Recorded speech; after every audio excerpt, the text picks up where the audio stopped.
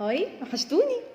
عايزه اوريكم حاجه من اهم الحاجات بتاعتي في الميك اب.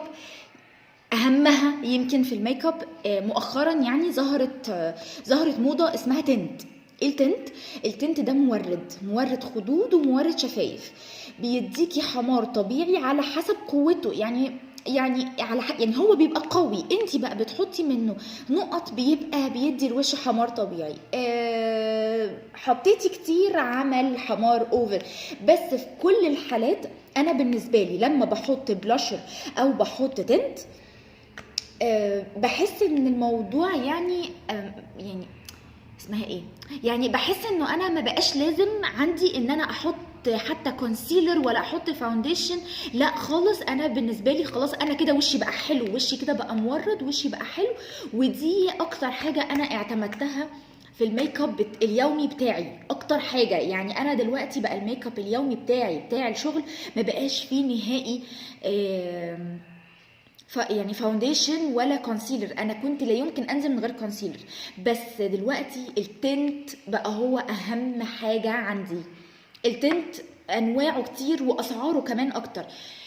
في يمكن اعلى واحلى حاجة هو سيفورا، يعني سعره حوالي 300 جنيه. هو سيفورا وبيني تنت. سيفورا ب 250 280 كده، وبيني تنت ب 300 جنيه. اللي مش عارفه تجيب سيفورا ولا بيني تنت، في بقى انواع اقل بقى، يعني في حاجات كوبي بس مش برشحها. يمكن الحاجه الوحيده اللي انا حبيتها الكوبي كان نوع اسمه جوجو تنت، وده كويس سعره 100 جنيه. وانا بقى اللي انا حطاه دلوقتي ده نوع كوري اهو. ده نوع كوري جبته من بنت اسمها نسمة نبيل. نسمة نبيل دي سيلر اصلا، يعني حاجات زيوت للشعر وحاجات كوري ومن باكستان ومن الهند وحاجات كده يعني. فهي عندها ده حلو جدا جدا. بصوا استنوا اوريكم شكله اصلا عامل ازاي. يعني اهو صغنن كده، صغنن وبلاستيك. انا 100 مرة اقول ان انا بحب دايما اي حاجة عندي احطها في شنطتي تكون بلاستيك، لان انا بكسر الحاجات بصراحة يعني. بصوا اهي اهي بحط منها نقطات كده، نقط اهي كده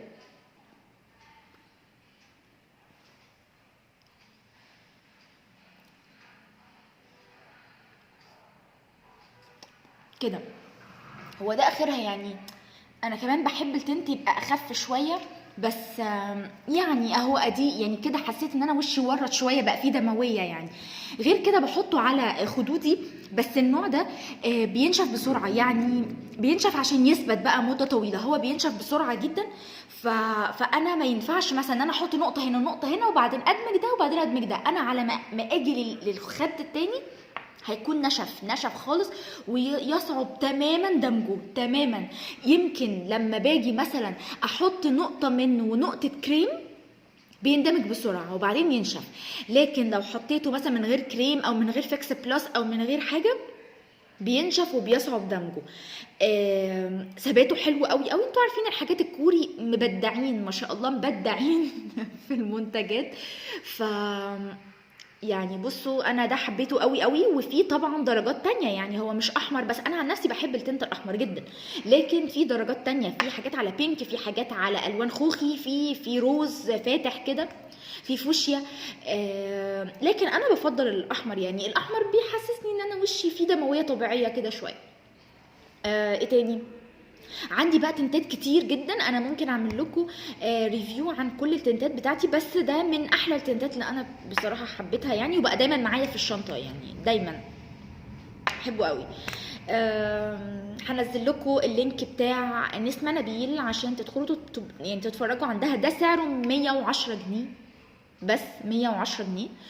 وبيقعد كتير جدا، لان هو قلت انه فتفوته منه بتعمل الخد كله، فتفوته بتعمل الشفايف كلها. فانا بالنسبه لي هو كده سعره تحفه يعني. القاكم بقى في تجربه جديده.